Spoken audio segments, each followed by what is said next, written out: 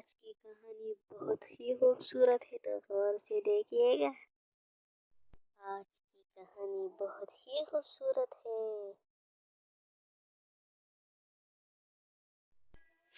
दीपा, क्या है ये? हम सब ने डिसाइड किया था कि प्रीति की शादी में सब शिफॉन की साड़ी और बैकलेस ब्लाउज पहनेंगे, और तू ये न्यूली मैरिड लड़कियों की तरह लाल बनारसी साड़ी पहन कर आ गई। तेरा कोई टेस्ट है या नहीं? देखो, मुझे ना भीड़ का हिस्सा बनने का कोई शौक नहीं है, और बनारसी साड़ी ही तो मेरा टेस्ट है। इनमें जो क्लास और रॉयल फील है ना, वो इन टपोरी बॉलीवुड की शिफॉन साड़ियों में कहाँ। दीपा की बात सुनकर उसकी सारी सहेलियां मुंह टेढ़ा करके वहां से चली जाती हैं।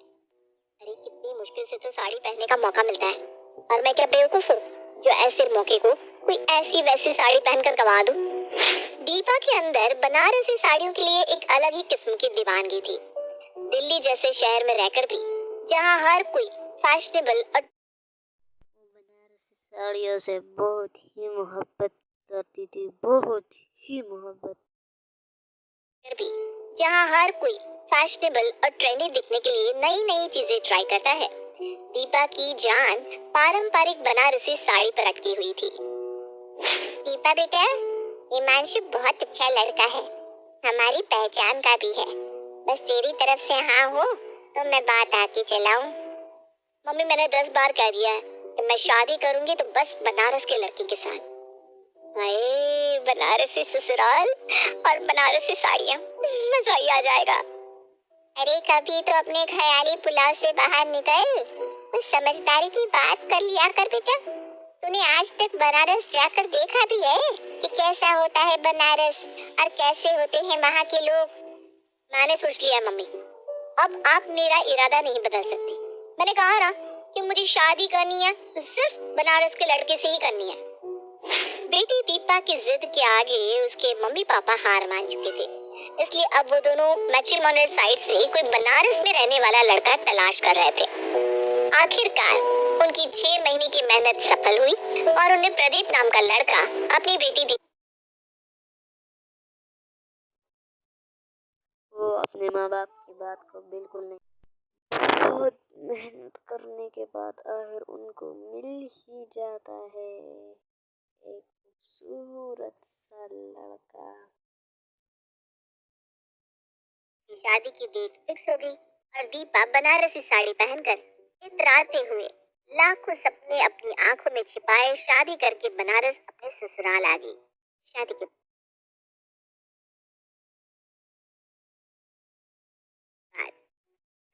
ये भगवान, ये क्या अनर्थ किया आपने मेरे साथ। इस बनारसी साड़ी के इश्क में मैं दिल्ली छोड़कर बनारस आ गई। इन बनारसी ससुराल वालों ने तो मुझे शादी में एक भी बनारसी साड़ी नहीं चढ़ाई।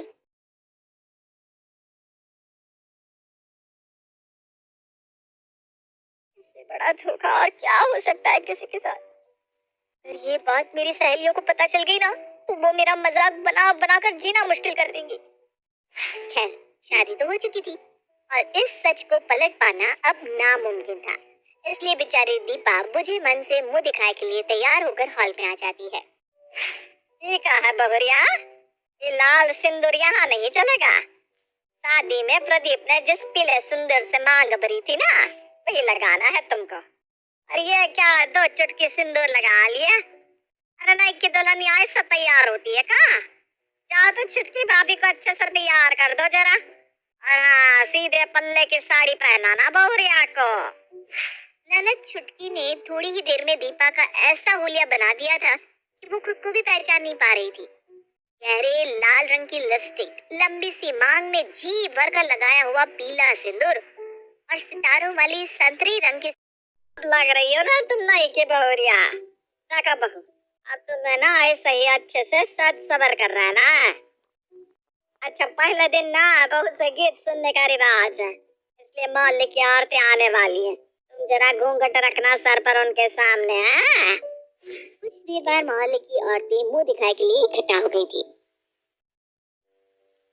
लेकिन दीपा की तो सारी खुशी हवा हो गई जब उसने वहाँ गाए जा रहे गाने सुने। मोहल्ले की औरतें भोजपुरी में गीत गा रही थी, जिनका एक भी अक्षर दीपा को समझ में नहीं आ रहा था। अरे बहुरिया, तुम भी गा लो, ये तो सगुन होत है। आज तुम्हारी पहली रसोई का शगुन करवाना है। तो ऐसा करो, तुम चावल का पीठा और सत्तू का पराठा बना दो। हे भगवान, ये कौन सी रेसिपी है? चावल का पुलाव तो सुना था, बिरयानी भी सुनी थी, पीठा पहली बार सुन रही हूँ। लगता है गूगल बाबा की शरण में ही जाना पड़ेगा। और दूसरा क्या नाम बताया था? सत्तू का पराठा। सत्तू तो बचपन में दादी पानी में घोलकर पीने के लिए देती थी। आते हुए दीपा रसोई में जाकर अपना मोबाइल फोन उठाती है और गूगल की मदद से सत्तू के पराठे और चावल के पीठे की रेसिपी ढूंढने लगती है। गूगल पर 2-3 पेज सर्च करने के बाद आखिरकार दीपा को चावल का पीठा बनाने की रेसिपी मिल जाती है। समझ में आ जाता है कि ये कोई आम रेसिपी नहीं है। इसे बनाने के लिए तो ढेर सारी प्रैक्टिस का होना बहुत जरूरी है। किसी तरह बेचारी टेढ़े मेढ़े पीठे बनाकर तैयार कर देती है। अब उसके बाद बारी थी सत्तू के पराठे की। सत्तू का पराठा बनाने के लिए भी बेचारी दीपा गूगल का ही सहारा लेती है और गूगल पर बताए अनुसार सारा सामान इकट्ठा करने के बाद सत्तू की स्टफिंग तैयार करती है। 3 घंटे तक मेहनत करने के बाद आखिरकार दीपा सासू माँ के बताए अनुसार दोनों व्यंजन तैयार कर देती है। देख बहू, आज तेरी रसोई की ना परीक्षा है। समझ ले, जो तूने बढ़िया खाना बनाया होगा तो तुझे गिफ्ट भी बढ़िया मिलेगा, और जो तेरे हाथ का बना खाना हमें पसंद ना आया तो गिफ्ट तो भूल ही जा।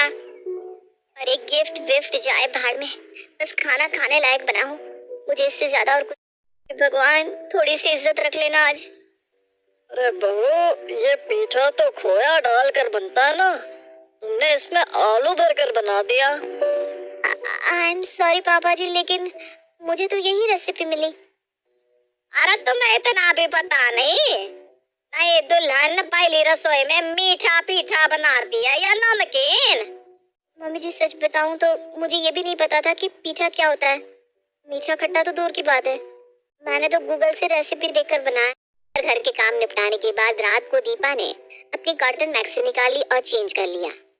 हाय राम, ये क्या पहनी हो? नहीं दुल्हनिया ये सब नहीं पहनती हमारे यहाँ। अब शादी हो गई है तुम्हारी, रात में भी साड़ी पहन कर ही सोना है।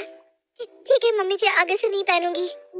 अगले दिन ठीक है, 6 बजे तक बिस्तर पर सोत रहा था।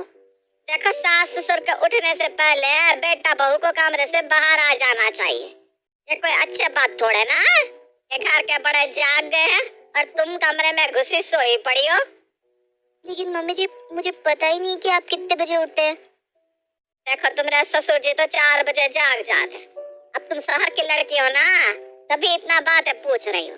हमारे गांव की बहू है तो ठंडी हो या गर्मी, सवेरे 4 बजे उठकर नहाती है, धोती है, उसके बाद गाय भैंसों को चारा देकर खाना बनाती है। तुम शहर की लड़कियों को जितना आराम दे दो, तुम लोगों की हालत ऐसी रहती है। ब्याह के 1 महीने के अंदर रविवार के दिन सूर्य देवता की पूजा होती है और प्रसाद में ठेकुआ बनाकर सब जगह बांटा जाता है। चलो ऐसा करो, आज ना ठेकुआ बना लो। क्या ठेका? ठेका नहीं, ठेकुआ। अब ये मत कहना कि तुमने तो उसका नाम भी पहली बार। तन से सास को खुश करने के लिए ठेकुआ बना रही थी। घंटों की मेहनत मशक्कत के बाद आखिरकार उसने बनाकर तैयार कर ही दिए। अरे दिल खुश कर दिया बहू आज तेरे। ये ठेकुआ जो भी खाएगा ना, तेरा हाथ की तारीफ किए बिना ना रहेगा। धीरे धीरे समय बीत रहा था। दीपा भी इस परिवार में एडजस्ट होने के लिए बनारस के रीति रिवाज और परंपराएं पूरे मन से सीखने की कोशिश कर रही थी।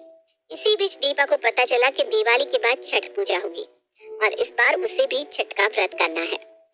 मम्मी जी, छठ पूजा के बारे में मैंने बस न्यूज में ही सुना है। हमारे यहाँ तो कोई भी ये व्रत नहीं करता, इसलिए मुझे ना इसके बारे में कुछ नहीं पता। पता तो तुझे कुछ भी ना है, लेकिन हम है ना सब सिखा देंगे, तुम चिंता ना करो। बस जैसा हम बोल रहे हैं तुम करती जाओ। अरे भाई, करोगी तभी तो सीखोगी, हमरे बाद तुम्हें ही तो सब करना है। आप कहाँ जा रही है मम्मी जी?